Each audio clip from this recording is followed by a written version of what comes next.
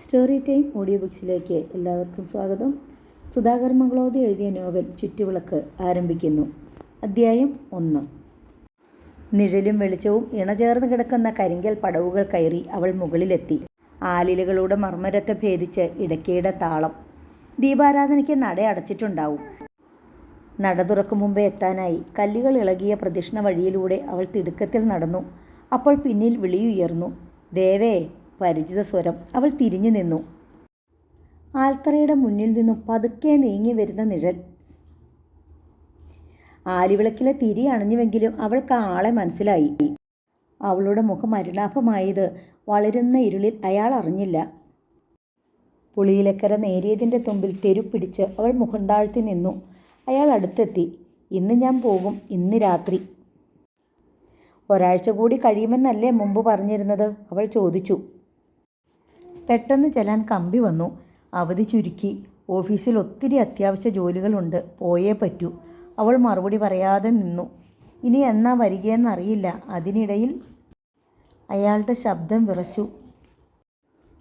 അതിനിടയിൽ അച്ഛൻ എനിക്ക് കുഴിയിലേക്ക് കാല് നീട്ടിയ ഏതെങ്കിലും വയസ്സന്മാരെയോ രണ്ടാം വേളിക്കാരെയോ കണ്ടുപിടിക്കും. അവൾ പൂർത്തിയാക്കി. സ്ത്രീധനം കൊടുക്കാനില്ലാത്തപ്പോൾ അതല്ലേ തരാവൂ. ദേവസേനയ്ക്ക് സമ്മതമാണെങ്കിൽ എനിക്ക് പരാതിയില്ല.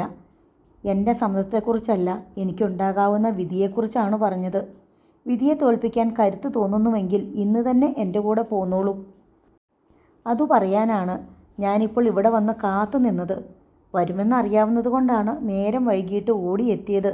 എന്നിട്ടെന്തേ ചുറ്റുമൊന്ന് ശ്രദ്ധിക്കുക പോലും ചെയ്യാതെ നേരെ കടന്നുപോയത്? ദീപാരാധനയുടെ സമയമായതുകൊണ്ട്.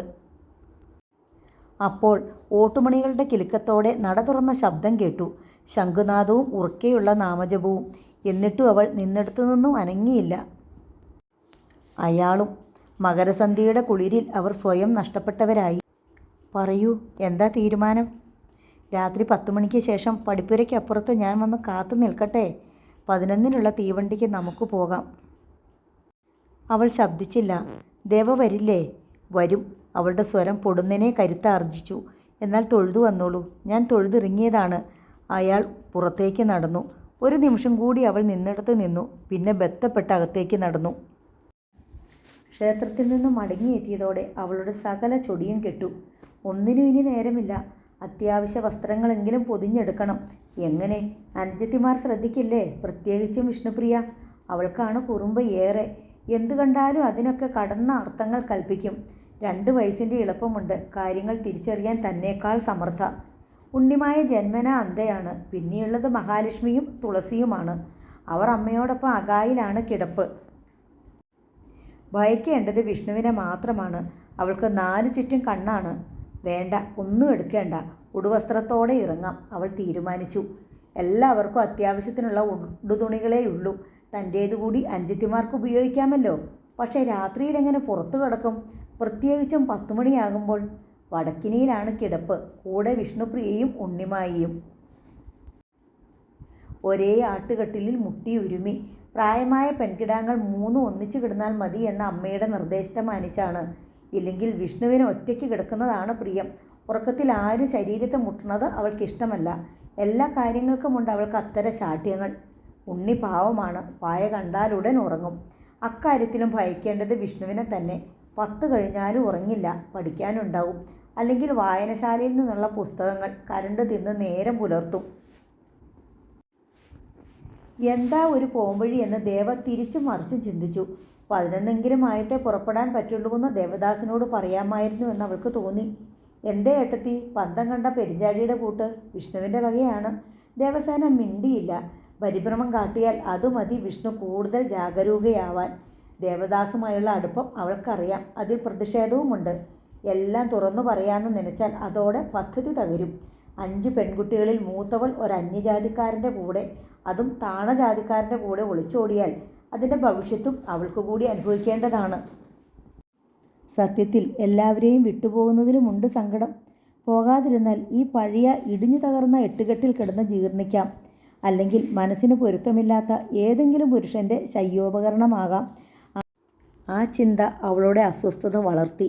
ഒരു തീരുമാനത്തിന് അവളുടെ മനസ്സ് ദാഹിച്ചു. 8 മണി കഴിഞ്ഞപ്പോഴാണ് ക്ഷേത്രത്തിൽ നിന്നും പൂജ കഴിഞ്ഞ് നാരായണൻ നമ്പൂതിരി മടങ്ങിയെത്തിയത്. ദേശത്തെ ജന്മിയായ തെയ്യുണ്ണിപ്പിള്ളയുടെ വക വിശേഷാൽ വഴിപാടുണ്ടായിരുന്നു. മോശമല്ലാത്ത ദക്ഷിണയും കിട്ടി. ഉരുളിയിൽ ഉണങ്ങലരിച്ചോറും പായസവുമായി ഒതുക്കു കയറി എത്തിയ തിരുമേനി പെൺകുട്ടികളെ 5 പേരെയും പ്രത്യേകം പേര് ചൊല്ലി വിളിച്ചു. 5 പേരും ഒപ്പം പങ്കിട്ടെടുത്തോളൂ, അമ്മയ്ക്കും കൊടുക്കണം. വെള്ളം വറ്റിയ നല്ല ഒന്നാന്തരം കൊട്ടത്തേങ്ങ വറുത്തിട്ടുണ്ടാക്കിയ പായസമാണ് നമ്മുടെ തെയ്യുണ്ണിപ്പിള്ളയുടെ വക. ദേവസേനയും ഉണ്ണിമായിയും ഒഴിച്ചുള്ളവർ ആർത്തിയോടെ പായസത്തിന് പിടിയിട്ടു. കണ്ണുവയ്യാത്തതിനാൽ ഉണ്ണിമായ്ക്ക് ദേവയാണ് പായസം വീതിച്ചു കൊടുത്തത്. നങ്ങേമാന്തർജനത്തിന് മധുരത്തോട് പണ്ടും ഭ്രമമില്ല. അവർ പറഞ്ഞു, നിങ്ങൾ കഴിച്ചോളൂ കുട്ടികളെ, എനിക്ക് വേണ്ട. അപ്പോൾ കാസത്തിൻ്റെ ദണ്ണം മൂലം മൂക്കിൽ പിടിച്ചാൽ പ്രാണം പോകും വിധം പരവശയായിരുന്നു അവർ.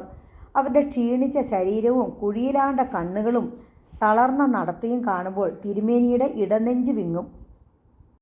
അതുകൊണ്ടെന്തായി? വേണ്ട പോലെ ചികിത്സിക്കാൻ കഴിയുന്നില്ലല്ലോ. 5 പെൺകിടാങ്ങൾക്ക് ഭക്ഷണവും അത്യാവശ്യത്തിനുള്ള ഉടുപ്പുകെട്ടുകളും ഒപ്പിച്ചെടുക്കാൻ പാടാണ് പെടുന്നത്. ഒന്നിനെ പോലും വേളി ചെയ്ത് അയക്കാൻ കഴിഞ്ഞിട്ടില്ല. മൂത്തവൾക്ക് 21 കഴിഞ്ഞു, രണ്ടാമത്തവൾ 19-ലെത്തി. അങ്ങനെ രണ്ടും കിഴിച്ച് 5 പെൺകിടാങ്ങൾ. 1 സെന്റ് ഭൂമി പോലും സ്വന്തമില്ലാത്തവനും വേണം സ്ത്രീധനം. ചിലർ വധുവിൻ്റെ പിതാവിൽ നിന്നുള്ള വരദക്ഷിണ കൊണ്ട് ഉപജീവനമാർഗം കരുപിടിപ്പിക്കാമെന്ന് കരുതി വരുന്നവരാണ്. കെട്ടാതെ നിന്നോട്ടെ എന്ന് സമാധാനിക്കാനും വയ്യ. 5 പേരും ഒന്നിനൊന്ന് സുന്ദരികളായിപ്പോയി. ആ സത്യമാണ് നെഞ്ചിനെ സദാ എരിയുന്ന നെരിപ്പോടാക്കുന്നത്. നെഞ്ചിരുകുമ്പോൾ നാരായണൻ നമ്പൂതിരി വേളിയോട് പറയും, നമുക്ക് ദൈവം കൊടിയ ദാരിദ്ര്യത്തോടൊപ്പം 5 പെൺകിടാങ്ങളെയും തന്നു. എന്തിനെന്നോ നങ്ങേമ്മേ, ഒരു ജന്മം മുഴുവൻ തീ തിന്നാൻ. കുചേലൻ്റെ സ്ഥിതി ഇതിലും ഭേദമായിരുന്നു. താങ്ങിന് ഒരു ഉണ്ണിയെങ്കിലും ഉണ്ടായിരുന്നിരിക്കും. ഒരു ഉണ്ണിക്ക് വേണ്ടിയാണ് നങ്ങേമ്മയെ കൊണ്ട് 5 വട്ടം പേറ്റുന്നവ് തീറ്റിച്ചത്. ഒരു കുട്ടിക്കെങ്കിലും വിശപ്പടക്കാൻ ഭക്ഷണവും 4 ആൾക്കൊത്ത ജീവിതവും നൽകാൻ കഴിയാത്തവൻ ഒന്നിനു പിറകെ ഒന്നായി 5 കുട്ടികൾക്ക് ജന്മം നൽകിയ പാപത്തിൻ്റെ ശിക്ഷയാണിപ്പോൾ അനുഭവിക്കുന്നത്. അനുഭവിച്ചേ തീരൂ. അച്ഛന് പായസം വേണ്ടേ? ദേവസേന ചോദിച്ചു. വേണ്ട അമ്മു, നിങ്ങൾ കഴിച്ചോളൂ. അത് പറ്റില്ല, അച്ഛൻ ഇത്തിരിയെങ്കിലും കഴിക്കണം. വാശി ഏറ്റവും ഇളയവൾ തുളസിക്കായിരുന്നു. തിരുമേനി നിറഞ്ഞ വാത്സല്യത്തിൽ അവളുടെ കവിളിൽ മുത്തി. അമ്പലത്തിൽ വെച്ച് തന്നെ അച്ഛൻ അസാരം കഴിച്ചു മോളെ. അപ്പോഴേക്കും ദേവസേന സ്വന്തം പങ്ക് വീണ്ടും 5 പങ്കിട്ട് 4 അനിയത്തിമാർക്കും അമ്മയ്ക്കും നൽകി. വേണ്ടുന്ന ശാഠ്യം പിടിച്ച അമ്മയെ ബലമായി തീറ്റിച്ചു. അവളുടെ കണ്ണ് നിറഞ്ഞു. ഇനി ഒരുപക്ഷെ ഈ ജന്മം തനിക്ക് ഇവരോടൊത്ത് പായസം ഉണ്ണാൻ കഴിഞ്ഞെന്ന് വരില്ല. അച്ഛനും അമ്മയും കൂടപ്പുറപ്പുകളും അനുവദിച്ചാലും സമുദായം എന്ന യഥാസ്ഥിതികൻ അനുവദിക്കില്ല. സമൂഹം എന്ന പൊങ്ങച്ചക്കാരൻ അംഗീകരിക്കില്ല. നമ്പൂതിരി സ്ത്രീയെ ഹരിജൻ വേട്ട കഥ അച്ചടിച്ചു വന്നാൽ വായിച്ചാനന്ദിക്കാൻ നിരവധി പേർ തത്രപ്പെട്ടെന്ന് വരാം. യഥാർത്ഥ ജീവിതത്തിൽ അത്തരം ധൈര്യം കാട്ടുന്നവരെ അഭിനന്ദിക്കാൻ എത്ര പേരുണ്ടാവും? സാഹചര്യങ്ങളുടെ ഗതികേടാവും പെണ്ണിനെ സാഹസത്തിന് പ്രേരിപ്പിക്കുന്നത്. ആ മാപ്പ് അവൾക്ക് ലഭിക്കില്ലെന്ന് മാത്രമല്ല, അവൾ ഉപേക്ഷിച്ചു പോന്ന കുടുംബത്തെപ്പോലും ജനം വെറുതെ വിടില്ല. അമ്മയും സഹോദരിമാരും ഒത്തിരുന്ന് ഉണങ്ങലരിപ്പട കാന്താരിമുളക് ഉടച്ച് ഭക്ഷിക്കുമ്പോൾ അവളുടെ നെഞ്ചിലൊരു തേങ്ങൽ ഉടക്കി. ദേവദാസിന് നല്ലൊരു ഉദ്യോഗമുണ്ട്. അവിടുത്തെ ഭക്ഷണരീതികൾ ഇതിലും വളരെ മെച്ചമായിരിക്കും. പക്ഷേ ഈ ഉണങ്ങലരിപ്പടയ്ക്കും മുളക് ചുട്ടതിനുമുള്ള രുചി തനിക്ക് അവിടെ ലഭിക്കുമോ? അവൾക്ക് ശങ്കയുണ്ടായി. ദേവേട്ടത്തിക്ക് ഇന്ന് എന്തു പറ്റി? മഹാലക്ഷ്മി ചോദിച്ചു. അവളുടെ ചോദ്യം കേട്ട് അന്തർജനവും ദേവസേനയെ സൂക്ഷിച്ചു. മോൾ എന്തിനാ കരയണത്? ഒന്നുമില്ല എന്ന അർത്ഥത്തിൽ ദേവ മുഖമിളക്കി. അവൾക്ക് ശബ്ദിക്കാൻ കഴിഞ്ഞില്ല. ശബ്ദിച്ചാൽ അത് കരച്ചിലായി പോകുമോ എന്നവൾ ഭയന്നു. വധുവിന് വിപരീതമായി വിഷ്ണു നേരത്തെ പായി വിരിച്ചു കിടന്നു. ഞാൻ കിടക്കുക, തല വേദനിക്കണ പോലെ തോന്നണു. ദൈവം തൻ്റെ പക്ഷത്താണെന്ന് ദേവയ്ക്ക് തോന്നി. തുളസി വിഷ്ണുവിൻ്റെ നെറ്റിയിൽ ചന്ദനം അരച്ച് പുരട്ടി കൊടുത്തു. 10 മണിക്ക് മുമ്പേ ഉണ്ണിമായി ഉറങ്ങി. ഉമ്മറച്ചാവടിയിൽ മുനിഞ്ഞു കത്തിയിരുന്ന ശരറാന്തലും അണഞ്ഞു. എന്നിട്ടും 10:30 കഴിഞ്ഞിട്ടേ ദേവയ്ക്ക് ഇല്ലത്തിന് പുറത്ത് കടക്കാൻ കഴിഞ്ഞുള്ളൂ. ശബ്ദമുണ്ടാക്കാതെ അവൾ പടിപ്പുരയുടെ സാക്ഷിയെടുത്തു. തലകുത്തി വീഴാൻ പാകത്തിൽ ജീർണിച്ച പടിപ്പുരവാതിൽ ആപൽ സൂചകമായി ഒന്ന് ഇളകിയതുപോലെ തോന്നി. ശങ്കിച്ചു നിൽക്കാൻ സമയമുണ്ടായിരുന്നില്ല. ഇടവഴിയിൽ ദേവദാസ് കാത്തു നിന്നിരുന്നു. പോകാം, അയാൾ അവളുടെ കൈ പിടിച്ചു. ഇടവഴി ഇറങ്ങുന്നത് പാടവരമ്പിലേക്കാണ്. പാടശേഖരങ്ങളുടെ മറുകരയ്ക്കാണ് തീവണ്ടിയാപ്പീസ്. ഇരുവരും ധൃതി പിടിച്ച് നടന്നു. നെഞ്ചിൽ പെരുമ്പറം മുഴുകുന്നത് അവൾ അറിഞ്ഞു. ശരീരം കിടുകിട വിറയ്ക്കാനും തുടങ്ങി. പാടശേഖരങ്ങളുടെ മധ്യത്തിലെത്തിയപ്പോഴാണ് എതിർദിശയിൽ അവരാ കാഴ്ച കണ്ടത്. കുറേയേറെ പന്തങ്ങൾ സമീപത്തേക്ക് പാഞ്ഞടുക്കിയാണ്. അവൾ അയ്യോ വിളിച്ചുപോയി. ധൈര്യപ്പെടുത്താനായി അയാൾ അവളുടെ കൈത്തണ്ടയിലെ പിടിമുറുക്കി. എങ്കിലും പരിഭ്രാന്തിയുടെ ഒരു കൊടുങ്കാറ്റ് ഉടലെടുക്കുന്നുണ്ടായിരുന്നു. നമ്മുടെ പദ്ധതി ആരോ അറിഞ്ഞു. എൻ്റെ ആളുകളാണ് വരുന്നതെന്ന് തോന്നുന്നു, ചെറുമന്മാർ, അയാൾ മന്ത്രിച്ചു. വന്നിടത്തേക്ക് തന്നെ ഓടാനായി തിരിഞ്ഞപ്പോഴാണ് കണ്ടത് ആ ദേശത്തു നിന്നും പന്തങ്ങൾ. അത് ദേശക്കാരാണ്. ദേവദാസിൻ്റെ സ്വരത്തിൽ ഭയം പ്രകടമായി. ഇവരൊക്കെ എങ്ങനെ അറിഞ്ഞു ആവോ? അവൾ കേണു. ആരോ നമ്മുടെ രഹസ്യം ചോർത്തി, അവൻ പറഞ്ഞു. നമ്മളിനി എന്തു ചെയ്യും? അവൾ അവൻ്റെ ദേഹത്തോടൊട്ടി നിന്ന് പ്രാണഭയത്തോടെ ആരാഞ്ഞു. ദേവ പേടിക്കണ്ട, എന്നെ കൊന്നിട്ടേ കുട്ടിയെ അവർ തൊടൂ. അപ്പോഴേക്കും നിക്കടാ അവിടെ, ഓടരുത്, ഓടിയാ വെച്ചേക്കില്ല എന്നീ വന്യമായ ആക്രോശങ്ങൾ കേട്ടു തുടങ്ങി. ഇരുവശത്തു നിന്നുമുള്ള പന്തങ്ങളും അടുത്തെത്തി. ദേവദാസ് ഭയന്നതുപോലെ ഒരു സംഘം അയാളുടെ ബന്ധുക്കളും മറുസംഘം ദേശത്തെ സവർണ നേതാക്കളുമായിരുന്നു. ഈ ദേശത്തെ ഒരു നമ്പൂതിരി പെൺകുട്ടിയെ കട്ടുകൊണ്ടു പോകാൻ ഒരു പുലിയന് ധൈര്യമുണ്ടായോടാ? സവർണ സംഘം അലറി. അവർ ദേവസേനയുടെ കയ്യിൽ കടന്നു പിടിച്ചു. അവളെ തൊടരുത്, ദേവദാസും ശബ്ദമുയർത്തി. അവൾ പ്രായപൂർത്തിയായവളാണ്. ഞങ്ങൾ വിവാഹിതരാവാൻ തീരുമാനിച്ചിരിക്കുകയാണ്. കട്ടുകൊണ്ടു പോവുകയല്ല, ആ കുട്ടിയുടെ പൂർണ്ണ സമ്മതത്തോടെ കൊണ്ടുപോവുകയാണ്. അന്യോന്യ ഇഷ്ടമായ ഞങ്ങളെ തടയാൻ ആർക്കും അവകാശമില്ല. ദേവദാസിൻ്റെ ന്യായവാദം ജാതി കോമരങ്ങളെ തീണ്ടിയില്ല. അവർ അയാളുടെ മേൽ ചാടി വീണു. അപ്പോൾ ഹരിജന സംഘം ദേവദാസിൻ്റെ രക്ഷയ്ക്കെത്തി. അതോടെ ഇരുകൂട്ടരും തമ്മിൽ ഭ്രാന്തമായ യുദ്ധമായി. ഒടുവിൽ അവശനായ ദേവദാസിനെ വാരിയെടുത്തുകൊണ്ട് ഹരിജന സംഘം കിഴക്കോട്ടോടി. അവരപ്പോഴും അവനെ പഴിച്ചുകൊണ്ടിരുന്നു. ഒരു പുലയൻ പഠിച്ച ഉദ്യോഗസ്ഥനായപ്പോൾ അവന് പുലയിപ്പെണ്ണ് പോരാ, തമ്പുരാട്ടിക്കുട്ടി വേണം അല്ലയോടാ. അതിനിടയിൽ സവർണർ ദേവസേനയെ വലിച്ചഴിച്ചുകൊണ്ട് പടിഞ്ഞാറോട്ട് കുതിച്ചു. ശ്രീപുകഴ്ത്തുമനയുടെ പടിപ്പുരവാതിൽ അവർ തല്ലി തുറന്നു. ദേശക്കാരുടെ അലർച്ച കേട്ടുണർന്ന് പുറത്തു വന്ന നാരായണൻ നമ്പൂതിരിയുടെയും നങ്ങേമ അന്തർജനത്തിൻ്റെയും മുന്നിലേക്ക് അവർ ദേവസേനയെ വലിച്ചെറിഞ്ഞു. മുറ്റത്തെ സിമൻ്റ് തറയിൽ അവൾ തളർന്നു വീണു. ദാ മകളെ ഞങ്ങൾ കൊണ്ടുവന്നിരിക്കുന്നു. പുലിയ ചെറുക്കൻ്റെ ഒപ്പം ഒളിച്ചോടിപ്പോയതാണ്. രണ്ടാളും തമ്മിലുള്ള രഹസ്യ സംഭാഷണം ആ വാരസ്യാരുകുട്ടി കേട്ടതുകൊണ്ട് ഞങ്ങൾ അറിഞ്ഞു. അതുകൊണ്ട് തിരുമേനിക്ക് മകളെ തിരിച്ചു കിട്ടിയെന്ന് വെച്ചോളൂ. ദേശപ്രമാണിയുടെ ഗർജനം. പ്രമാണിക്ക് ഉടനൊരു പിന്താങ്ങും ഉണ്ടായി. ഇല്ലേച്ച, മോളിപ്പം പെലേൻ്റെ ഒപ്പം. തിരുമേനി നെഞ്ചു തടവി തകർന്നു നിന്നു. അന്തർജനം തലയ്ക്ക് കൈതാങ്ങി നിലത്തിരുന്നു. പിന്നിലെ വാതിലിൽ ഉറക്കച്ചടവാർന്ന കണ്ണുകളിൽ ഭീതിയുടെ 4 മുഖങ്ങൾ. ഇനിയെങ്കിലും എട്ടുകെട്ടിൻ്റെയും അറകളുടെയും സാക്ഷ്യം ഒന്ന് ഉറപ്പിച്ചിടുക. അതോടൊപ്പം പ്രായമാകണ കണക്കിന് പെൺകിടാങ്ങളെ വല്ല നമ്പൂരാർക്കും പിടിച്ചു കൊടുക്കുകയും ചെയ്യുക. അതിപ്പോൾ എന്തായാലും വേണ്ടില്ല. പക്ഷേ ഈ ദേശത്ത് സദാചാരം ലംഘിക്കപ്പെടാൻ ഞങ്ങൾ അനുവദിക്കില്ല. വീണ്ടും ദേശപ്രമാണി. പറഞ്ഞു തീർന്നോ? പൊടുന്നനെ തിരുമേനി ചോദിച്ചു. തീർന്നെങ്കിൽ ഇനി പോവാ. പിന്നെ മുറ്റത്തിറങ്ങി മകളെ പിടിച്ചെഴുന്നേൽപ്പിച്ചു. അപ്പം നമ്പൂതിരി അറിഞ്ഞുകൊണ്ടാണ് മോളെ പുലിയൻ്റെ ഒപ്പം അയച്ചതല്ലേ? ഫൂ! ദേശപ്രമാണി നിലത്ത് കാർക്കിച്ച് തുപ്പി. ഒപ്പം മറ്റുള്ളവരും. ഇനി ഇവിടെ കാൽക്ഷണം നിൽക്കണ്ട, വരിൻ. എല്ലാവരും തിരിഞ്ഞു നടന്നു. പോണ പോക്കിൽ ഒരശരീരി. ബ്രാഹ്മണശാപം ഭയന്ന, ഇല്ലെങ്കിൽ വീട് തീ വെച്ചിട്ടേ പോവായിരുന്നുള്ളൂ. നാരായണ നമ്പൂതിരി ഒന്ന് വിറച്ചു. മകളുടെ മൂർധാവിലൂടെ വിറയ്ക്കുന്ന കൈയോടിച്ചു. കേട്ടതെല്ലാം ശരിയാണോ മോളെ? അദ്ദേഹത്തിൻ്റെ തൊണ്ടയിടറി. പൊട്ടിക്കരച്ചിലോടെ അവൾ അച്ഛൻ്റെ മാറിൽ മുഖമണച്ചു. നീ പോയതിലല്ല മോളെ അച്ഛന് സങ്കടം, നിന്റെ യാത്ര മുടങ്ങിയതിലാ. അത് കേട്ട മകൾ ഞെട്ടലോടെ മുഖമുയർത്തി അച്ഛനെ നോക്കി. അച്ഛനെ മനസ്സിലാകാത്തതുപോലെ തല കുമ്പിട്ടിരുന്ന അന്തർജനവും ഞെട്ടി എഴുന്നേറ്റു. എന്താ ഈ കേൾക്കണത്? അകവാതിൽക്കൽ പാതി മറിഞ്ഞു നിന്നിരുന്ന 4 പെൺകുട്ടികളുടെ മുഖങ്ങളിലും സംശയമായിരുന്നു. ദേശത്തെ സദാചാരപാലകർ. നാരായണൻ നമ്പൂതിരി മുറ്റത്തേക്ക് കാർക്കിച്ചു തുപ്പി. മനുഷ്യൻ്റെ വയറു പൊരിഞ്ഞുള്ള കരച്ചിൽ ആരും കേൾക്കില്ല. വിവാഹപ്രായം കടന്ന പെൺകിടാങ്ങളുടെ മനസ്സിലെ ഭഗ്നമോഹങ്ങളുടെ തേക്കങ്ങളും ആരും കേട്ടെന്ന് വരില്ല. എവിടെയെങ്കിലും സദാചാര നിയമങ്ങളുടെ തലനാരിഴയ്ക്ക് ചലനം സംഭവിച്ചാൽ ഓടിയെത്തും കാപാലികർ. ഹിംസ്ര മൃഗങ്ങൾ കടിച്ചു കീറാൻ, കൂവിയാർക്കാൻ. അതിനു മാത്രമേ ഉള്ളൂ ഇവിടെ ദേശക്കാരും നിയമവും. തിരുമേനി നിന്ന് തുള്ളി. നെറ്റിയിലൂടെ വിയർപ്പൊഴുകി, കണ്ണിലൂടെ ചുടുനീരും.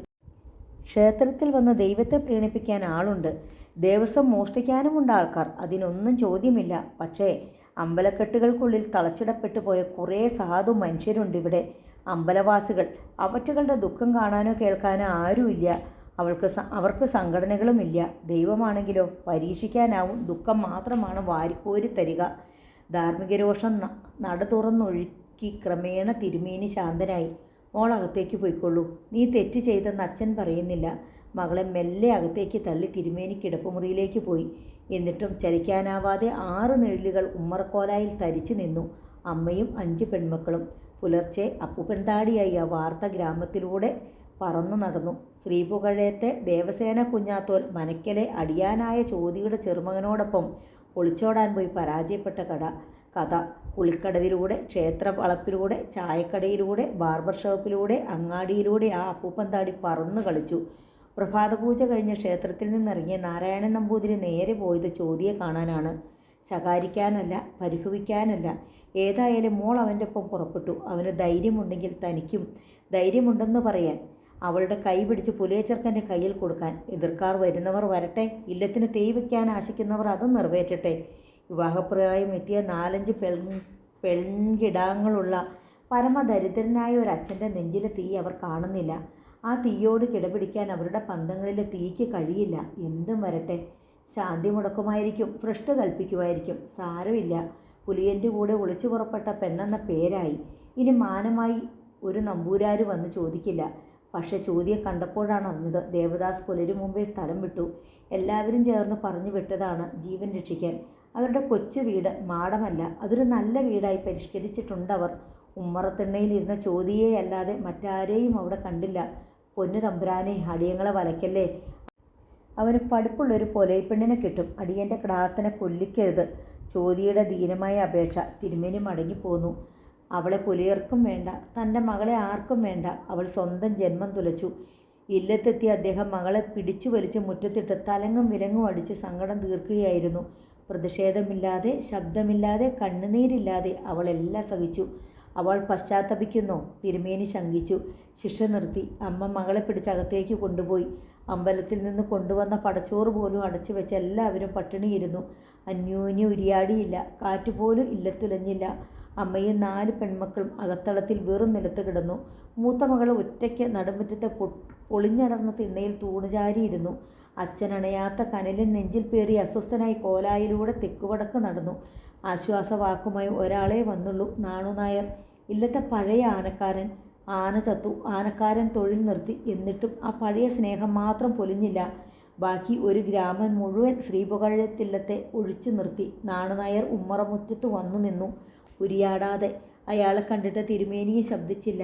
ഒടുക്കം മനസ്സ് തുറന്നത് നാണുനായരാണ്. എല്ലാം ഏറിയാൽ 1 മാസത്തേക്കേ ഉള്ളൂ തിരുമേനി. ഒരു വാർത്ത കിട്ടിയാൽ കുറേ ദിവസത്തേക്ക് അവർ പാടി നടക്കും. മറ്റൊരു വാർത്ത കിട്ടുമ്പോൾ കഴിഞ്ഞത് മറക്കും. എന്തെല്ലാം തോന്നിയാസങ്ങൾ ചെയ്തവർ ഇവിടിപ്പം മാന്യന്മാരായി വിലസുന്നുണ്ട്. തിരുമേനി സമാധാനിക്ക്. അപ്പോഴും തിരുമേനി മിണ്ടിയില്ല. നാണുനായർ തുടർന്നു. അങ്ങനൊന്നും സംഭവിച്ചെന്നേ ഓർക്കണ്ട, മറന്നുകള. ഏറി വന്നാൽ അങ്ങനൊന്നും നടന്നില്ല എന്ന് നമുക്ക് തർക്കിക്കണം. കള്ളം പറയാനും മോഷ്ടിക്കാനും കഴിയുമായിരുന്നു ഇന്നലെ കൂട്ടിയ സാഹസത്തിന് മുതിരേണ്ട സാഹചര്യം ഈ ഇല്ലത്തുണ്ടാവില്ലായിരുന്നു. നാണു, ദാനവും ധർമ്മവും ചെയ്തു മുടിഞ്ഞവനാ ഞാൻ. ആത്മാർത്ഥമായി ഒരു മനസ്സുണ്ടായി പോയതുകൊണ്ട് മാത്രം വേദനിക്കാൻ ശകിപ്പിക്കപ്പെട്ടവനാ ഞാൻ. ഒരു പകുതി വേദനയാണെങ്കിൽ മറുപകുതി ആനന്ദമായിരിക്കും തിരുമേനി. ഇനി എനിക്കോ ആനന്ദം നാണു. ഇനി എൻ്റെ കുട്ടിയെ ആരെങ്കിലും വന്ന് ചോദിക്കുമോ? മൂത്തതിനെ നിർത്തി ഇളയവരെ അയക്കാൻ എൻ്റെ മനസ്സിനും കഴിയുമോ? അല്ലെങ്കിൽ ഇപ്പോൾ ഈ ഇല്ലത്തെ മുഴുവൻ പെൺകിടാങ്ങൾക്കും ഭ്രഷ്ടായിട്ടുണ്ടാവില്ലേ? ഭ്രഷ്ട സ്മാർത്ഥ വിചാരമൊക്കെ പഴങ്കഥകളായില്ലേ തിരുമേനി? ഏത് ലോകത്താ അതൊക്കെ ഇപ്പോൾ ഉള്ളേ? തിരുമേനിയോട് എനിക്ക് ഒന്നേ പറയാനുള്ളൂ, എല്ലാം കുറേ കഴിയുമ്പോൾ ആളുകൾ മറക്കും. അപ്പോഴേക്കും ഭഗവാൻ എല്ലാ ദുഃഖവും മാറ്റിത്തരും. തിരുമേനി പിന്നെ തർക്കം പറഞ്ഞില്ല, ഉരിയാടുന്നതുമില്ല. നാണുനായർ പിൻപുറത്തോടെ ചെന്ന് ആത്തോലമ്മയെ വിളിച്ചു. ധൈര്യം പകരും വിധം സംസാരിച്ചു, ഉപദേശിച്ചു, ഭക്ഷണം കഴിക്കാൻ നിർബന്ധിച്ചു. കുഞ്ഞാത്തോലിൻ്റെ അവിവേകത്തെ പഴിച്ചു. അതിനൊക്കെ സ്വാതന്ത്ര്യവും അധികാരവും നാണുനായർക്ക് ഇല്ലത്ത് ലഭിച്ചിരുന്നു. ഒരാഴ്ച കഴിഞ്ഞില്ല. ഊരാഴ്മ ദേവസ്വം മാനേജർ ബ്രഹ്മദത്തൻ നമ്പൂതിരിപ്പാട് ശ്രീപുകഴത്തേൽ ഇല്ലത്തേക്ക് ആളെ അയച്ചു. നാരായണൻ നമ്പൂതിരിയോട് വേഗം ഇത്രയിടം വരാൻ പറയാ. നമ്പൂതിരിപ്പാടിൻ്റെ നിർദ്ദേശം ദൂതൻ അതേപടി അറിയിച്ചു. എന്തിനാ ഇപ്പോൾ ഇത്ര അത്യാവശ്യമായി? തിരുമേനി ഭയന്നു, പിന്നെ ആശ്വസിച്ചു. വേറെ എവിടെയെങ്കിലും കൂടി ശാന്തിക്ക് ഏർപ്പാട് തരാനാവും. അങ്ങനെയൊക്കെ ചില ദാരിദ്ര്യക്കാരെ എമ്പ്രാതിരിമാർ ചെയ്യാറുണ്ട്. ഒന്നിലധികം ക്ഷേത്രങ്ങളിൽ ശാന്തി. ഒരിടത്ത് വെളുപ്പിനെത്തി 7 അടയ്ക്ക് മുമ്പ് നടയടയ്ക്കുക. അടുത്തയിടത്തും 7-ന് തുറന്ന് 9-ന് അടയ്ക്കുക. മറ്റൊരിടത്ത് സന്ധ്യയ്ക്ക് ദീപാരാധന മാത്രമേ ഉണ്ടാവൂ. കുഗ്രാമങ്ങളിലുള്ള ആൾപ്പെരുപ്പമില്ലാത്ത അമ്പലങ്ങളിലെ ആ ഏർപ്പാട് പറ്റുകയുള്ളൂ. എല്ലായിടത്തും ഒരുതരം വഴിപാട് പൂജയെ നടക്കൂ താനും. തിരുപ്പൂരപ്പന് 3 നേരവും പൂജ വേണം. ഈ വയസ്സുകാലത്ത് മറ്റൊരിടത്തു കൂടി മുട്ടുശാന്തി നോക്കിയാൽ പോലും പോകാൻ വയ്യ. ഇപ്പോഴിപ്പോൾ ഉള്ളത് തന്നെ നടത്തിക്കൊണ്ട് പോകാൻ വയ്യാതായിരിക്കുന്നു. മന്ത്രം ചൊല്ലുമ്പോൾ ശ്വാസം കിട്ടാറില്ല. ചില നേരത്ത് മനസ്സിൻ്റെ പിടിവിട്ടു പിഴച്ചു ചൊല്ലുന്നു.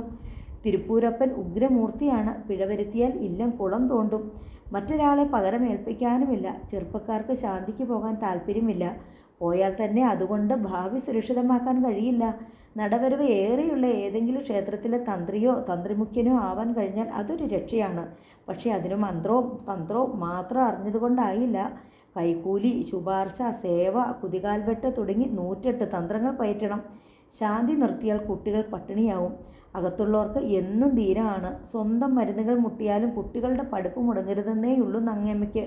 ദേവസേന പഠിക്കാൻ മിടുക്കിയായിരുന്നു. നല്ല മാർക്കോടെ 10 ജയിച്ചതുമാണ്. എന്നിട്ട് അതോടെ പഠിപ്പ് നിർത്തുകയാണ് ഉണ്ടായത്.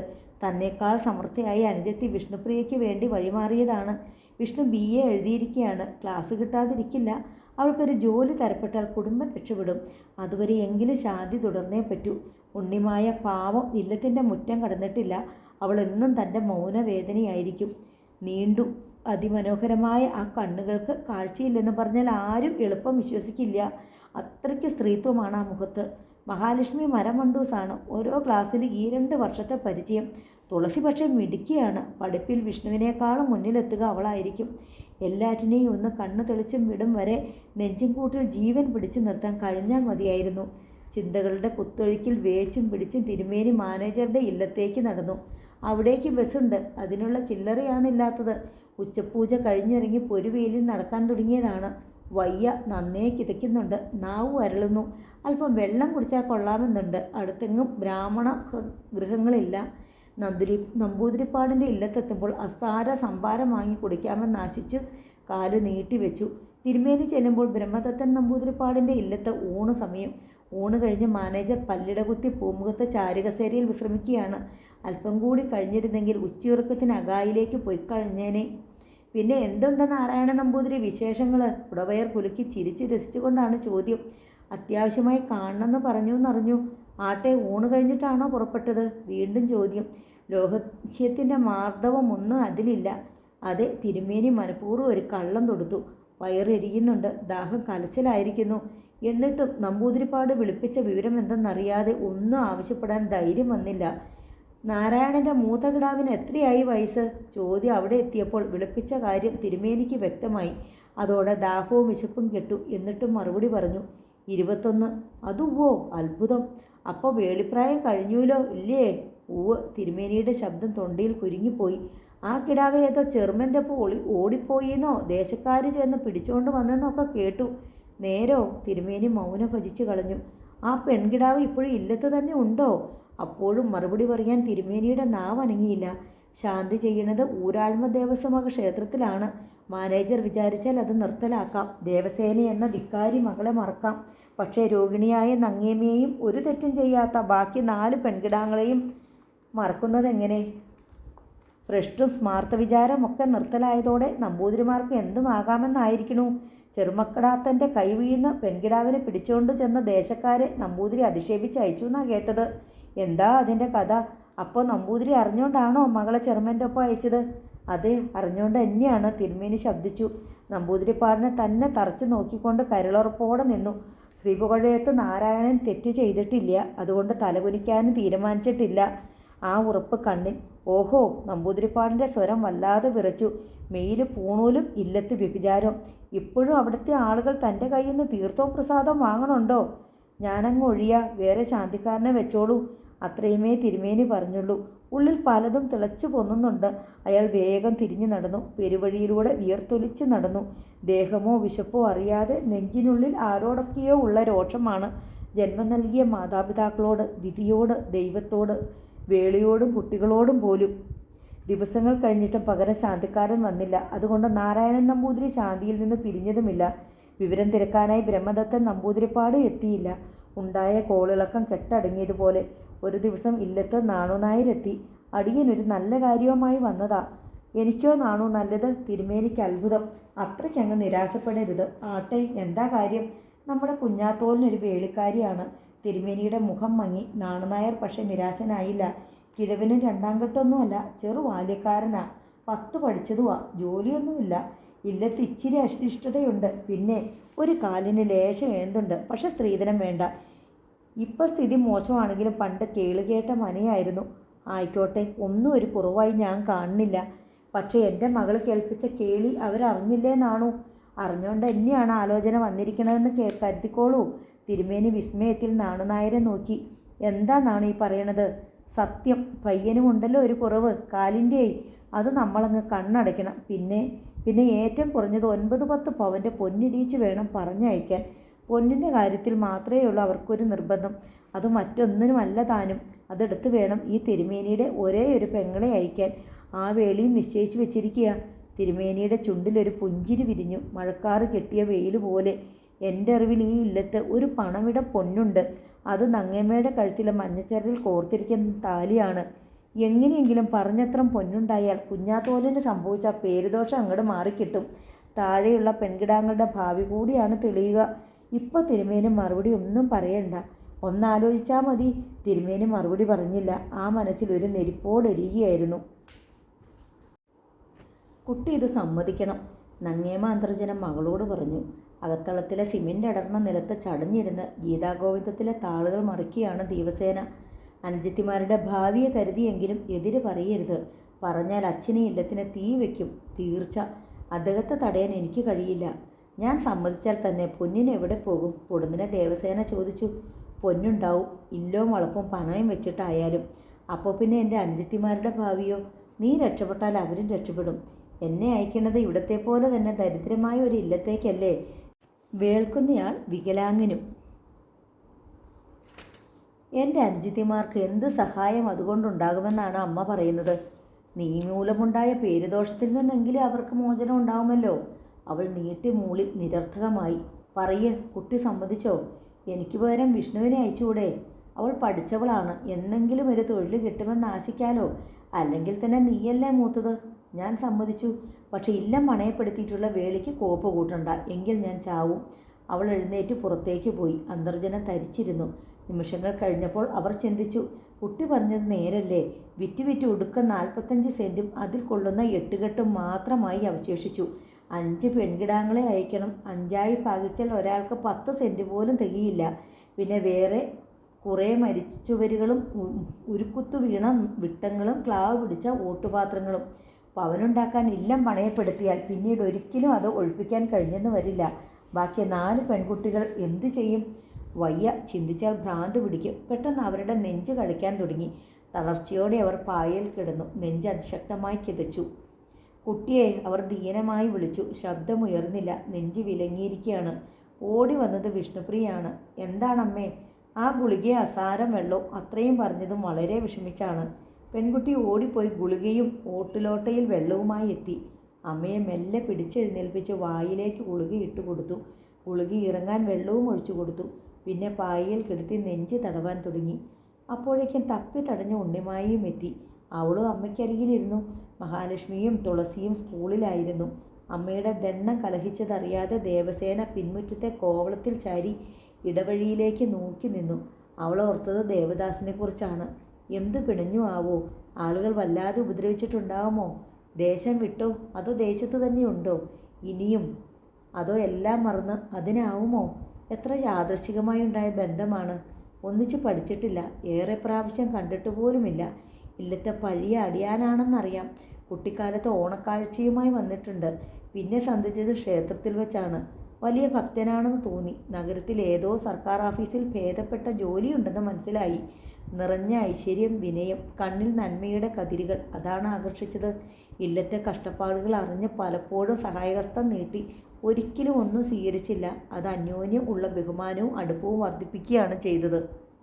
വടക്കെവിടെയോ ഉള്ള ആ കിഴവൻ നമ്പൂതിരിയുടെ വിവാഹാലോചന വന്നതോടെയാണ് അടുപ്പത്തിന് പുതിയൊരു നിറം കലർന്നത്. ആ പടുവൃദ്ധൻ്റെ വേളിയാകേണ്ടി വരുന്നതിലുള്ള സങ്കടം കേട്ടപ്പോഴാണ് സ്വന്തം ജീവിതത്തിലേക്ക് കടന്നു വരാനുള്ള ക്ഷണം ഉണ്ടായത്. 60കാരനായ നമ്പൂതിരിയുടെ വേളിയാകുന്നതിലും ഭേദമായിരിക്കും ചെറുപ്പക്കാരനായ അന്യജാതിക്കാരൻ്റെ മൊത്ത നാട് വിടുന്നതെന്ന് തോന്നി. ആ തോന്നൽ തെറ്റായിരുന്നോ? ദേവേട്ടത്തി, അകത്തേക്ക് വരൂ, അമ്മയ്ക്ക് പാടില്ലായിക, വിഷ്ണുപ്രിയ വിളിച്ചു പറഞ്ഞു. ദേവസേന ഓടി അകത്തെത്തി. അമ്മ പായയിൽ കിടന്ന് പുളയുകയാണ്. പെൺമക്കൾ മൂവരും ചേർന്ന് പിടിച്ചു. ഓരോരുത്തരും മാറി മാറി ശരീരം മാസകലം ഒഴിഞ്ഞു. അതിനിടയിൽ അച്ഛനെ വിളിച്ചുകൊണ്ടുവരാനായി വിഷ്ണുപ്രിയ അമ്പലത്തിലേക്ക് ഓടി. തിരുമേനി എത്തിയപ്പോഴേക്കും നങ്ങേമ അന്തർജനത്തിൻ്റെ പാരവശ്യം അല്പം കുറഞ്ഞിരുന്നു. മക്കൾ അകന്നപ്പോൾ അന്തർജനം തിരുമേനിയോട് മന്ത്രിച്ചു. മനസ്സിൻ്റെ ദണ്ണം കൊണ്ടാ പെട്ടെന്ന് പാടില്ലായ്ക വന്നത്. എന്താ ഇപ്പം മനസ്സിന് പുതിയതായി? ദേവയെപ്പറ്റി ഓർത്ത് അവൾക്ക് വന്ന വേളിയാലോചന നടത്തിക്കൂട്ടാൻ എന്താ ഒരു വഴി ഉണ്ടാവും നങ്ങേമ്മേ. തിരുമേനി അവരുടെ ചുമലിൽ തലോടി. 10 പവൻ എവിടെ പോകും? ഇല്ലം പണ്ണയപ്പെടുത്താമെന്ന് നനച്ചാൽ ഇളയ കുട്ടികളുടെ കാര്യമോ? വിഷ്ണു പഠിക്കാൻ മിടുക്കിയാണ്. എന്നുവെച്ചാലും ജയിച്ചാലുടനെ ജോലി കിട്ടാൻ പോകണോ? ഇല്ലം പണയപ്പെടുത്തിയാൽ നാൾക്കുനാൾ പലിശ കുമിയും. ഒഴിപ്പിക്കാൻ കഴിഞ്ഞില്ലെങ്കിൽ ഈ പെൺകിടാങ്ങളെയും കൊണ്ട് നമ്മൾ എവിടെ പോകും? ഒറ്റയൊപ്പം 5നെയും വേളി ചെയ്ത് അയക്കാറായിട്ടുണ്ട്. ഏറെ ചിന്തിക്കരുത് നങ്ങേമ്മ. ചിന്തിച്ചാൽ ഭ്രാന്ത് പിടിക്കുകയുള്ളൂ. നീ വ്യസനിക്കില്ലെങ്കിൽ ഒരു കാര്യം കൂടി പറയാം. പറഞ്ഞില്ലെങ്കിൽ 2 നാൾ കഴിയുമ്പോൾ നീ അറിയും. എന്തേ? അന്തർജനം പരിഭ്രാന്തിയായി. എനിക്ക് പകരം അമ്പലത്തിൽ ശാന്തിക്കാരനെ ഏർപ്പാട് ചെയ്തിരിക്കുന്നു. അക്കരക്കാരൻ ഒരു എമ്പ്രാന്തിരിയാണ്. നാളെ കഴിഞ്ഞ് വരുമത്രേ. അച്ചുമാരാരാ പറഞ്ഞത്. അപ്പോൾ ഒരു തേക്കം. പിരിച്ചുവിടുവാണോ? വിടട്ടെ. മോള് ചെയ്തതിൻ്റെ ശിക്ഷ. ഭഗവാനെ എന്നെ വേണ്ടാതായിച്ചാ പറഞ്ഞു വിടട്ടെ. 20 വർഷം പട്ടിണി കിടന്നുകൊണ്ട് സേവിച്ചവനാ ഞാൻ. തിരുമേനിയുടെ കണ്ണ് നിറഞ്ഞു. ഇതുവരെ ഒരു പിഴയോ മുട്ടോ വരുത്തിയിട്ടില്ല. കുന്നുമ്മേ തൃക്കയിലേക്ക് പലവട്ടം വിളിച്ചതാണ്. നാട്ടുകാരുടെ അമ്പല. ശമ്പളവും കൂട്ടിത്തരും. പക്ഷെ പോയില്ല. ഇനിയിപ്പോൾ അവിടെ വരെ പോകാനും സാധിക്കില്ല. 1 മൈൽ പാടം തന്നെ താണ്ടണം. പിന്നെ കുന്നു കയറണം. അത് 2 നേരവും. കുട്ടികളെ ഓർക്കുമ്പോഴാ എന്തും ചെയ്തു പോണത്. അങ്ങ് സങ്കടപ്പെടരുത്. എനിക്കത് കാണാൻ വയ്യ. എനിക്ക് സങ്കടമല്ല നങ്ങേമ്മേ. ഞാനൊരറ്റ കൈ കണ്ടിട്ടുണ്ട്. മുഖത്ത് വല്ലാത്തൊരു ഭാവം. എന്താ അത്? നങ്ങേമ അന്തർജനം ഭീതിയോടെ ഭർത്താവിനെ നോക്കി. എന്നെ ഈ കുട്ടികളെയും കണ്ണീരിലാക്കാനാണോ? നിങ്ങളെ കണ്ണീരിലാക്കുന്ന യാതൊന്നും ഞാൻ ചെയ്യില്ല എന്ന് നിനക്കറിയില്ലേ? നിങ്ങളെ രക്ഷിക്കാൻ പോകുന്നതേ ഞാൻ ചെയ്യൂ. നിങ്ങളെ രക്ഷിക്കാൻ പോകുന്ന എന്തും ഞാനിനി ചെയ്യുകയും ചെയ്യും. എന്തും എനിക്കിനി അതിന് മടിയില്ല. എൻ്റെ അളമുട്ടി. എന്താ കണ്ടിരിക്കണേ? ഇപ്പം നീ ഒന്നും അറിയണ്ട. ദേവയ്ക്ക് വന്ന ആ വേളി ഞാൻ നടത്തും. എന്നെ വിറ്റിട്ടായാലും നടത്തും. ദേവ മാത്രമല്ല, എല്ലാവരെയും ഞാൻ ഒരു കരയ്ക്ക് എത്തിക്കും. കണ്ണില്ലാത്ത കുട്ടിയെപ്പറ്റി മാത്രമേ എനിക്ക് ഭയമുള്ളൂ. അതിനും ഉണ്ടാവും വഴി. നല്ലവനായി ജീവിച്ചിട്ട് എനിക്ക് ദുഷ്പേരും സങ്കടവുമേ കിട്ടിയുള്ളൂ. ഇനി ഞാൻ ഒന്നും നോക്കണില്ല. പറയണത് കേട്ടിട്ട് എനിക്ക് പേടിയാവുന്നു. പേടിക്കേണ്ട നങ്ങേമ്മേ. എല്ലാറ്റിനും മുകളിൽ എല്ലാം കാണുന്ന ഒരാളുണ്ട്. ധൈര്യമായിരിക്കൂ. സന്ധ്യാപൂജയ്ക്ക് തിരുമേനി കുളിക്കാൻ പോയി കഴിഞ്ഞാണ് മഹാലക്ഷ്മിയും തുളസിയും സ്കൂൾ വിട്ട് വന്നത്. തുളസി പതുങ്ങിയാണ് പടിപ്പുര കടന്നത്. മഹാലക്ഷ്മിയുടെ പിന്നിൽ അകലം പാലിച്ചാണ് നടക്കുന്നതും. എന്തോ അപകടം വിണഞ്ഞതുപോലെ, എന്തോ അപരാധം ചെയ്തതുപോലെ. മുറ്റത്തെത്തിയപ്പോൾ ദേവ ചോദിച്ചു, എന്തേ തുളസി മോളെ, കാലിന് മുള്ളു തറച്ചോ? എന്തേ മിന്തി നടക്കണത്? അവൾ വയസ്സറിയിച്ചു. പറഞ്ഞത് മഹാലക്ഷ്മിയാണ്. അത് കേട്ടുകൊണ്ടാണ് നങ്ങേമാന്തർജനം ഉമ്മറത്തേക്ക് വന്നത്. എപ്പോൾ അവർ ആരാഞ്ഞു. ഉച്ചയ്ക്ക് മഹാലക്ഷ്മി. എന്നിട്ട് എന്തേ നേരത്തെ വന്നില്ല? ടീച്ചറോട് ചോദിച്ചിട്ട് പോരായിരുന്നില്ലേ? സ്കൂൾ വിട്ട് പോരാൻ നേരമാണ് അവൾ പറഞ്ഞത്. മഹാലക്ഷ്മി തുളസിയെ കുറ്റപ്പെടുത്തും വിധം നോക്കി. വേഗം പിൻപുറത്തേക്ക് പോയിക്കോളൂ, അന്തർജനം തുളസിയോട് കൽപ്പിച്ചു. പിന്നെ തലയ്ക്ക് കൈതാങ്ങി കേണു. ഇന്ന് ചൊവ്വ. കൊള്ളരുതാത്തൊരു ദിവസമാണല്ലോ. ഭഗവാനെ, എന്ത് കഷ്ടം വരാനാണാവോ ഇന്ന് തന്നെ അത് സംഭവിച്ചത്. ഒരു കാര്യം ചെയ്യ്, എല്ലാ മക്കളോടുമായി നിർദ്ദേശിച്ചു. ആരോടും ഇപ്പോൾ കൊട്ടിഘോഷിക്കണ്ട. മുറപ്രകാരം ഒന്നും ചെയ്യാനുള്ള പാങ്ങിപ്പോൾ ഇല്ല. ആ രീതികളും നിന്നു. ഒരു ചില്ലി എടുക്കാനില്ലാത്തപ്പോൾ, ഒരു പിടി അരി എടുക്കാനില്ലാത്തപ്പോൾ ഒന്നും ചിന്തിച്ചിട്ട് കാര്യമില്ല. അച്ഛൻ കൊണ്ടുവരണ ഉണങ്ങലരിപ്പട കൊണ്ട് വേണം ഇന്ന് അത്താഴം. അല്ലെങ്കിൽ ഇപ്പോൾ എന്ത് ആഘോഷിക്കാനാ? വിഷ്ണുപ്രിയ ചിറി കൂട്ടി. ഓരോ അനാചാരങ്ങൾ. ആദ്യമായി പല്ലുകൊഴിഞ്ഞാലും നടത്തിക്കോ ആഘോഷമോ സദ്യയും. ഭ്രാന്തല്ലേ? സാമ്പത്തിക പ്രമത്തതയുടെ ഭാഗമായി നടന്നിരുന്ന ആചാരങ്ങളാണ്. കഞ്ഞി കുടിക്കാനില്ലാത്തപ്പോഴും അതോർത്ത് കേഴുന്നത് കാണുമ്പോഴാ ദേഷ്യം വരണേ. ഓരോ പരിഷ്കാരികൾ ഉണ്ടായതോടെയാണല്ലോ കഞ്ഞിക്ക് മുട്ടുവന്നത്. അന്തർജന രോഷത്തോടെ വിഷ്ണുവിനെ നോക്കി. വിഷ്ണുവിന് എന്തൊക്കെയോ കൂടി പറയണമെന്നുണ്ട്. പക്ഷെ അടക്കി. അമ്മയുടെ അടുത്ത് നിന്നാൽ നിയന്ത്രണം വിടുമെന്ന് കരുതിയാവണം അവൾ വേഗം അകത്തേക്ക് പോയി. പെട്ടെന്ന് അന്തർജന അകത്തേക്ക് നോക്കി വിളിച്ചു പറഞ്ഞു, മഹാലക്ഷ്മി, തുളസിയെ നോക്കിക്കോണേ. നീ ഒന്ന് പിൻപുറത്തേക്ക് ചെല്ല്. അറിവില്ലാത്ത കുട്ടിയാ. അത് അവിടെയും ഇവിടെയൊക്കെ തൊട്ട് എല്ലായിടവും കുട്ടിച്ചോറാക്കും. പിന്നെ കാലും മുഖവും കഴുകാനായി കിണറുകരയിലേക്ക് പോയി. ദേവ പൊടിവിളക്കിൽ തിരി കത്തിച്ചു. ദീപം ദീപം എന്നുരുവിട്ടുകൊണ്ട് ഉമ്മറവാതിലിലെത്തി. ഉമ്മറത്തും തുളസിത്തറയിലും അസ്ഥിത്തറയിലും ദീപം വെച്ച് നമിച്ചു. ഭസ്മത്തൊട്ടിയിൽ നിന്ന് ഭസ്മം തപ്പിയെടുത്ത് നെറ്റിയിൽ പൂശി. ഉണ്ണിമായിയും നിലവിളക്കിന് മുന്നിലെത്തി. ഏട്ടത്തിയും അനുജത്തിയും നാമം ജപിക്കാനിരുന്നു. കിണറ്റുകരയിൽ നിന്ന് മടങ്ങുമ്പോൾ നങ്ങേമ അന്തർജനം ഓർത്തത് തുളസിയെക്കുറിച്ചാണ്. രാവിലെയും ഇള്ളക്കുട്ടിയായി ഓടി നടന്നവളാണ്. അവളും യുവതിയായിരിക്കണു. ഔവാഹിതകളായ 5 യുവതികളാണ് തലകുത്തി വീഴാൻ തക്കം പാർത്ത് നിൽക്കുന്ന ഈ 8 കെട്ടിൽ. 5 കന്യകമാർ. ഒരുത്തി ഒളിച്ചോടാൻ തുനിഞ്ഞിട്ട് മാസം 1 ആയതേയുള്ളൂ. ഇനി ആരൊക്കെയാണോ ഏട്ടത്തിയുടെ മാർഗം പിന്തുടരാൻ പോകുന്നത്? ഭഗവാനെ, ഞാൻ ഇത്ര പാപിനിയാണല്ലോ. ഇരു കൈകളും നെഞ്ചോട് ചേർത്തവർ നിശബ്ദം തുളസിത്തറയ്ക്ക് മുന്നിൽ നിന്നു. അവരുടെ കണ്ണിൽ നിന്നും ഉറവ് കവിളിലേക്ക് ഉരുളിച്ചിറങ്ങി. പെട്ടെന്ന് മിഴിതുടച്ച് അവർ ഉമ്മറത്ത് കയറി. പെൺകുട്ടികളുടെ കീർത്തനാലാപം പരിസരത്തെ നിർലീനമാക്കി. ദേവയും ഉണ്ണിയുമാണ്. വിഷ്ണുപ്രിയയും മഹാലക്ഷ്മിയും തുളസിക്ക് കൂട്ടായി പിൻപുറത്താണ്. കുട്ടികളുടെ അച്ഛൻ വരുമ്പോൾ ചോദിക്കേണ്ട കാര്യങ്ങൾ അന്തർജനം മനസ്സിലടക്കി. ഇളയ മകൾ ഋതുമതിയായി. വേണ്ടപ്പെട്ടവരെ അറിയിക്കണ്ടേ? വേണ്ടതൊക്കെ വേണ്ടേ? വേണ്ടെന്ന് പറഞ്ഞാലും ചടങ്ങെങ്കിലും കഴിക്കാതെ പറ്റുമോ? ബ്രാഹ്മണകുലത്തിൽ ജനിച്ചു പോയില്ലേ? അല്ലെങ്കിൽ ആരാണ് തങ്ങളെ ഇപ്പോൾ ബ്രാഹ്മണരായി പരിഗണിച്ചിട്ടുള്ളത്? പെട്ടെന്ന് ചിന്ത തിരിഞ്ഞു. ദേവയുടെ കഥ കേട്ട് ബ്രാഹ്മണരെല്ലാം മനസ്സുകൊണ്ട് ഞങ്ങൾക്ക് ഭ്രഷ്ട് കൽപ്പിച്ചിട്ടുണ്ടാവും. ഇനി ആരും തിരിഞ്ഞു നോക്കിയെന്ന് വരില്ല. എങ്കിൽ പിന്നെ എന്തിനു ക്ഷണിച്ച് നാണം കെടണം?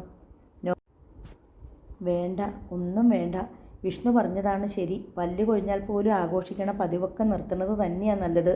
പ്രത്യേകിച്ചും ദരിദ്രക്കാർ. കുട്ടികൾ നാമജപം കഴിഞ്ഞ് അകത്തേക്ക് പോയിട്ടും അന്തർജനം ഉമ്മറത്ത് തന്നെ തൂണും ചാരിയിരുന്നു. പാടം കടന്ന് പടുപ്പുര കടന്ന് പാനീസിൻ്റെ വെട്ടം വരുന്നുണ്ടോ എന്ന് നോക്കി.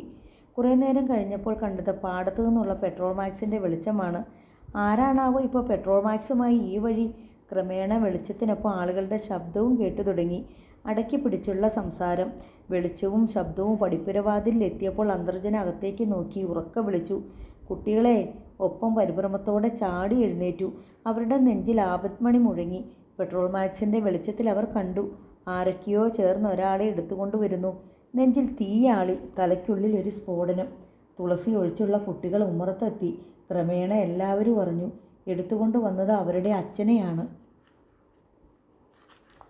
അച്ഛാ! കൂട്ടക്കരച്ചിൽ. എടുത്തുകൊണ്ട് വന്നവർ തിരുമേനിയെ ഉമ്മറത്തെ സിമൻറ്റിട്ട് എറിയത്ത് കിടത്തിയപ്പോഴേക്കും നങ്ങേമ അന്തർജനം ഒരാർത്തനാദത്തോടെ തളർന്ന മക്കളുടെ ദേഹത്തേക്ക് വീണ് കഴിഞ്ഞിരുന്നു. അമ്പലത്തിൽ നിന്ന് മടങ്ങും വഴി വിഷം തീണ്ടിയതാണ്. പാടത്ത് വെച്ചാണ്. ഉടൻ മയങ്ങി വീണു. കൂടെ ആ വാര്യമാഷ് ഉണ്ടായിരുന്നത് കൊണ്ട് അദ്ദേഹം വിളിച്ചു കൂവി ആളുകളെ വരുത്തി. ഞങ്ങൾ എടുത്തുകൊണ്ട് പോരുകയാണ്, ഒരാൾ വിശദീകരിച്ചു. വിഷകാരിയുടെ അടുത്ത് കൊണ്ടുവണ്ടേ? ആരോ ചോദിച്ചു. ഇനി കാര്യമില്ല, വെറുതെ കൊണ്ടുപോകുന്നേ ഉള്ളൂ. എടുത്തുകൊണ്ട് വന്നവരിൽ ഒരാളാണ് പറഞ്ഞത്. അതോടെ പെൺകുട്ടികളുടെ അലമുറ ശക്തി പ്രാപിച്ചു.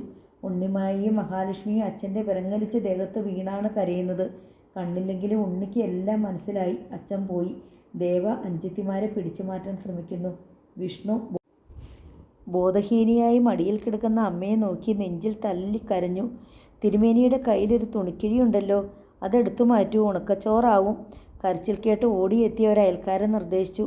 ചോറല്ല, ചോറും ഉരുളിയും പാടത്ത് വീണുപോയി. അത് പറഞ്ഞത് വാര്യമാഷാണ്.